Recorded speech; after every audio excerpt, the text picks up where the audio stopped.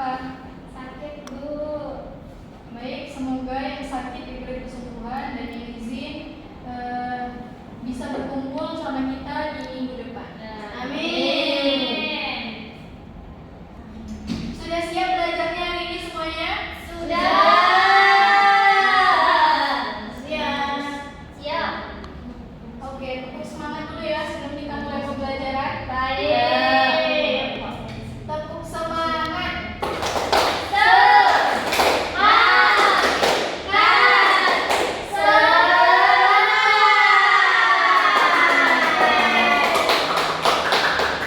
Oke, baik, karena sekarang sudah semangat. Minggu lalu ingat gak kita belajar tentang apa? Tentang ini, Bu, menafik.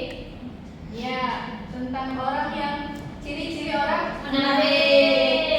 Hari ini kita akan mempelajari tentang ria dan nifaq.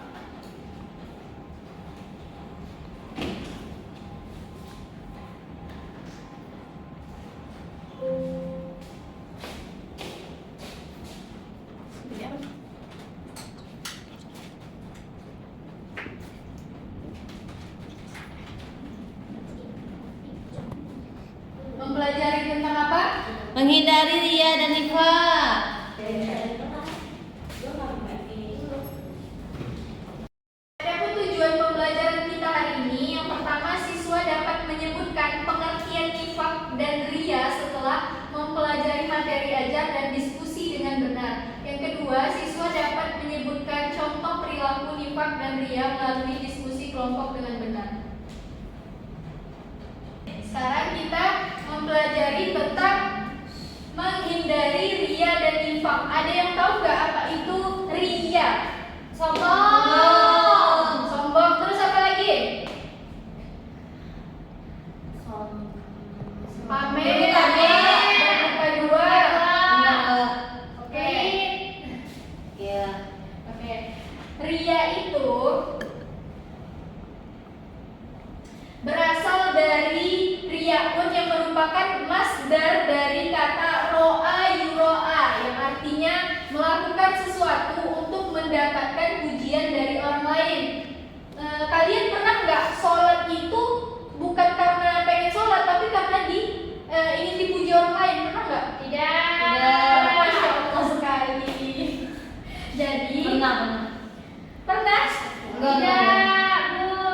Nah, jadi kita dalam beribadah itu harus untuk mendapatkan ridho Allah Subhanahu wa taala, bukan karena ingin dipuji orang lain. Iya. Baik, Ibu. Ria itu terbagi menjadi dua macam. Yang pertama ada ria khofi atau ria dalam niat. Yang pertama ketika seseorang itu dia ketika mau beribadah dia itu sudah berniat ingin pamer. Contohnya apa kalau dalam kehidupan sehari-hari? Ini, Bu, pamer gelang, pamer perhiasan, pamer baju. Ya, tapi kalau ria dalam niat ini lebih ke perbuatan ketika kita dalam beribadah. Ketika kita mau beribadah tapi niat kita itu untuk pamer. Masih tentang ibadah. Kemudian ada ria jali atau ria dalam perbuatan. Coba satu orang kasih Ibu contohnya ria dalam perbuatan. Puasa nggak sih, Bu? Puasa itu gimana tuh? Jadi kita lihat ke orang-orang kalau kita nih aku puasa loh gitu. Bisa nggak, Bu? Bisa. Nah, jadi kalau kita berpuasa, kita tuh puasa buat apa sih kita puasa? Dapat pahala. Dapat Pahala. Kemudian mendapat ridho Allah. mendapat ridho Allah. Kemudian tujuan berpuasa itu apa? Menghapus dosa. Menghapus dosa, menahan diri dari hawa nafsu. Jadi kita fokus ke tujuan kita tadi, bukan untuk pamer. Jadi puasa itu ketika kita mau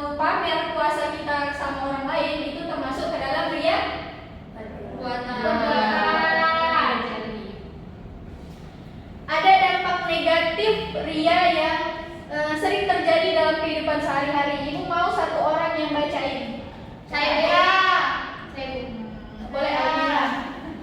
dampak negatif perbuatan ria dalam kehidupan sehari-hari. Ya, yang pertama itu segala amal yang dilakukan secara ria tidak akan diterima oleh Allah. Yang kedua, tidak bisa khusyuk dalam beribadah kepada Allah. Yang ketiga, dapat menimbulkan kekecewaan jika ternyata tidak mendapat pujian. Yang keempat, dapat menghapus pahala kebaikan. Yang kelima, di akhirat akan langsung dimasukkan ke api neraka. Yang keenam, tidak disukai oleh orang lain. Yang ketujuh, menjadikan seseorang bersikap sombong dan congkak. Yang ke-8, dapat dosa besar karena telah melakukan perbuatan syirik. Oke, lihat ke Almira semuanya. Kasih tepuk tangan.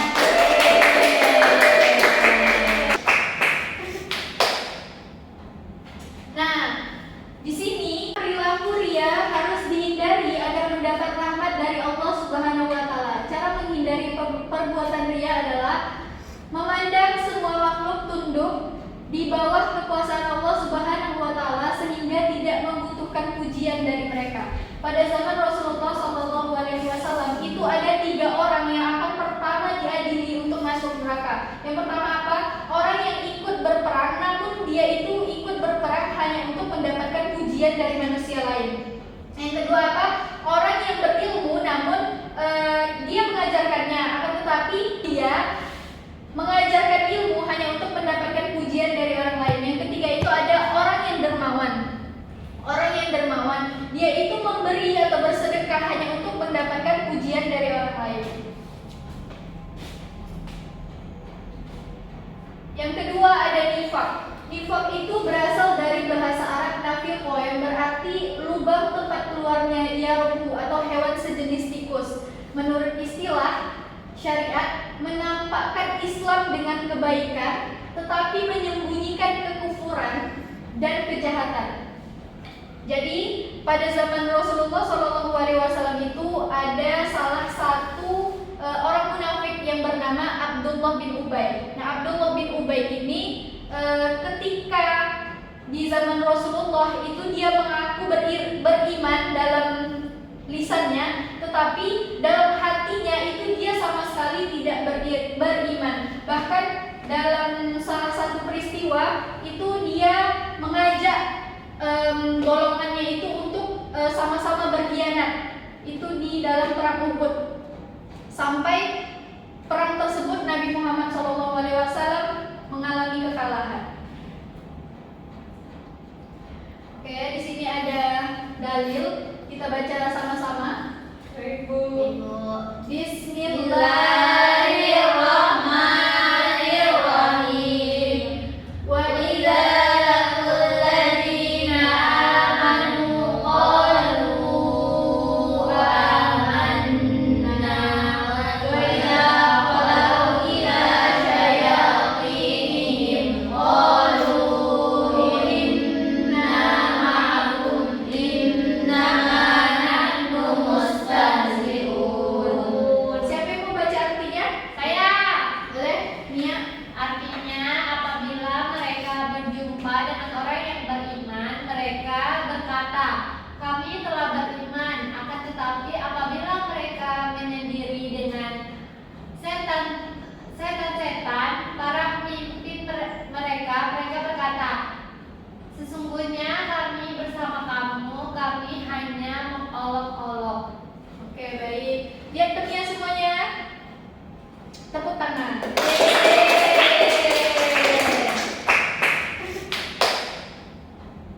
Nah, di sini ciri-ciri nifak itu ada 3 dari Abu Hurairah radhiyallahu anhu bahwasannya Rasulullah SAW telah bersabda, tanda-tanda orang munafik itu ada 3. Yang pertama, Tidak ada satu dalam.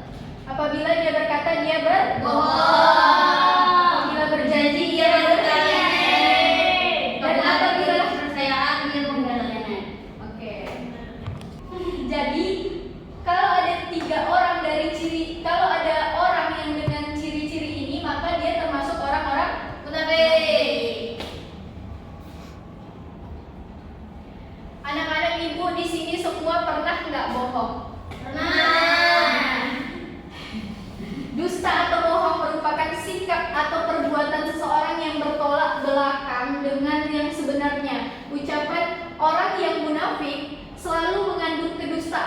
Misalnya mengelak dari kesalahan agar tidak mendapat hukuman. Tadi siapa yang pernah bohong coba?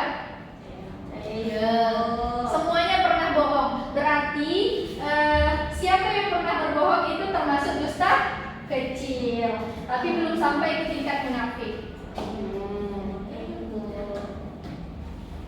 Jenis-jenis nifak itu ada dua. Nifak dikelompokkan menjadi dua, yaitu nifak i'tiqadi dan juga nifak amali. Yang pertama apa tadi? I'tiqadi, Yang kedua amali.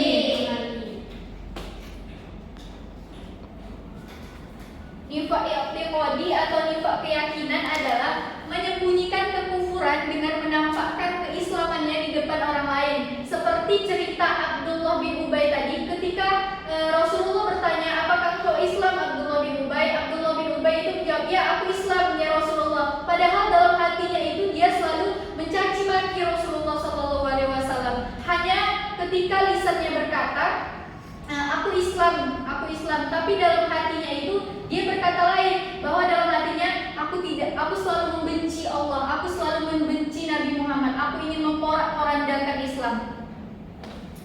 Jadi siapa tadi namanya? Tokoh pada zaman Rasulullah, Abdullah bin Ubay. Apa yang dilakukan Abdullah bin Ubay? Menyembunyikan kekufuran dan menunjukkan keimanan. Iya. Oke. Yang kedua itu ada nifak amali atau nifak perbuatan. Nifak amali adalah melakukan sesuatu sebagaimana yang menjadi ciri-ciri orang munafik, tapi dalam hatinya masih terdapat iman. Nah, contohnya itu apa? Dalam hatinya masih ada iman ya. Contohnya kalau kita lagi sholat. Nah, lagi sholat itu tiba-tiba nih kita lagi sholat di musola sendirian, tiba-tiba dari luar ada datang orang ramai-ramai masuk ke dalam masjid. Tiba-tiba kita itu yang tadinya kita biasa aja sholatnya, tiba-tiba kita pengen banget kayak kelihatan khusyuk gitu. Tapi masih, kalau untuk nifak amali ini masih terlihat iman dalam hatinya. Beda sama tadi nifak apa?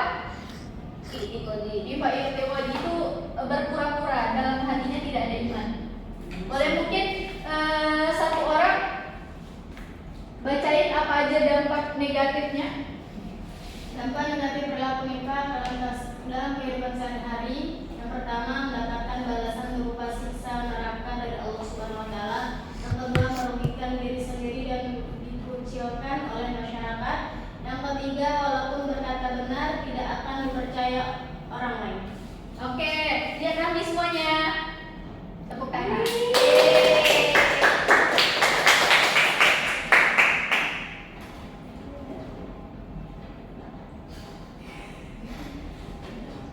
Oke, baik.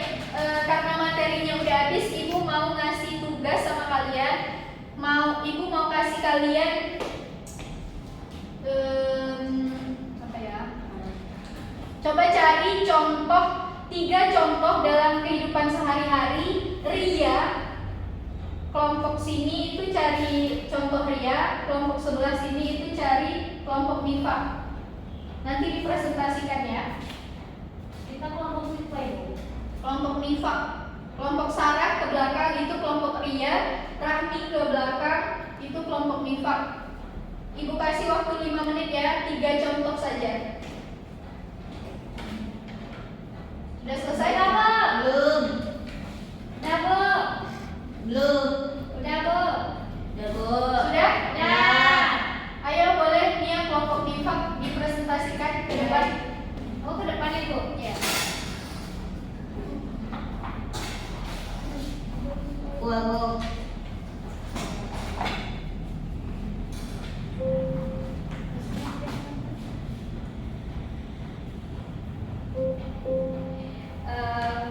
Tiga kan Ibu? Ya. Ya, yang pertama berbicara dengan lidah yang bercabang Ibu, yaitu mereka yang berbicara dengan cara yang berbeda-beda, tergantung pada siapa mereka berbicara. Yang kedua, mengingkari janji, mereka tidak menepati janji dan perjanjian yang telah dibuat dengan perjanjian yang telah dibuatkan. Kemudian berbohong, mereka sering berbohong dan tidak jujur dalam berinteraksi dengan orang lain. Baik, terima kasih untuk Nia. Coba kasih tepuk tangan.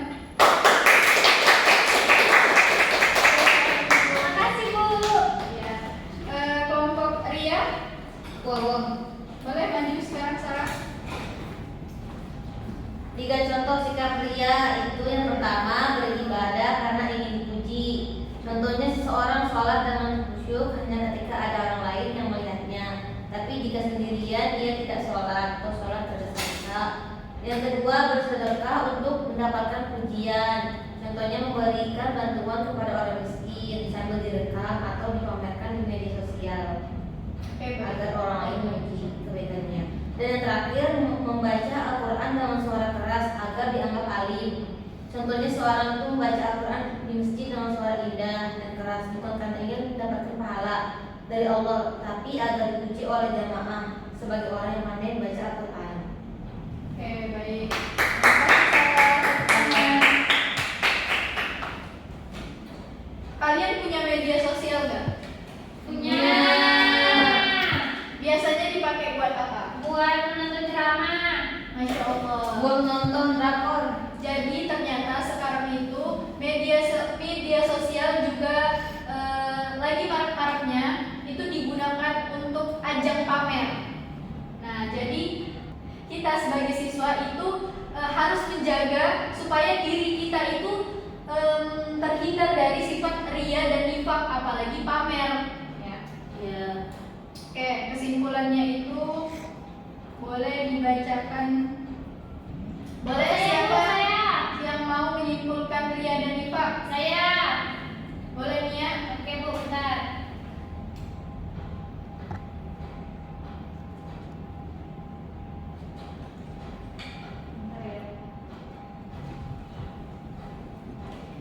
Jadi kesimpulannya itu Ibu, ria itu kan sikap memperlihatkan amal ibadah atau kebaikan kepada orang lain dengan tujuan untuk dipuji, dihormati atau dianggap baik bukan semata-mata karena Allah.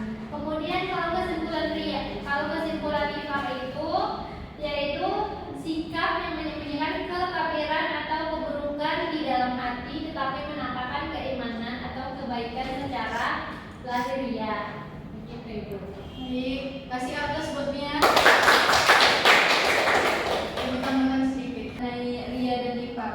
Jadi kita sebagai umat muslim harus menjaga diri kita atau membatasi diri kita untuk tidak berbuat ria dan nifak, apalagi sampai ke tingkatan ria apa tadi? Ria iqtiqadi, yaitu ria keyakinan. Jangan sampai ya. Semoga kita selalu senantiasa menjaga perbuatan kita di hadapan Allah Subhanahu wa taala. Amin. Baiklah anak-anak, untuk minggu depan itu Ibu akan memberikan tugas, kita akan membuat proyek kejujuran karena minggu kemarin kita membuat materi kita tentang kejujuran. Jadi minggu depan kita akan membuat proyek kejujuran. Mungkin bisa dimulai dari kantin kejujuran yang